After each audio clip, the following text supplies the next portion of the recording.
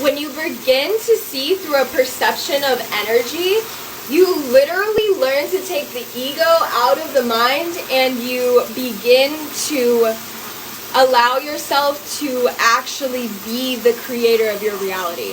When you're looking at the world through a perception of energy, everything is so much more objective and nothing is personal. You can see the ways in which energy is playing itself out, why certain things need to be the way that they are so we can learn certain lessons. And this relates to the way that we show up in relationships, because when we have a certain dynamic going on within us, we'll be attracted to the person who's going to show us that dynamic on the outside so that we can heal and transmute and understand and decide how we actually feel about that version of ourselves.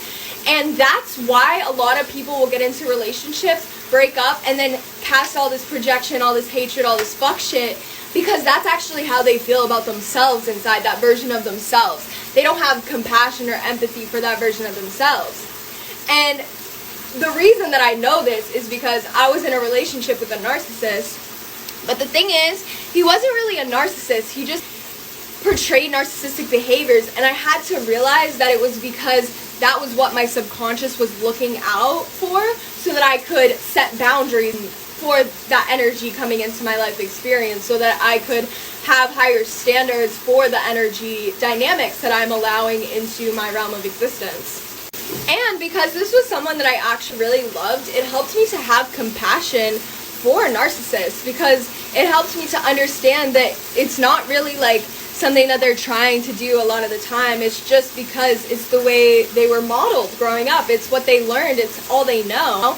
And I had to realize that I only want to attract people into my life if they embody this energy, if they're willing to learn and grow through this energy. But if they're wanting to stay stagnant, I don't want that kind of energy in my life.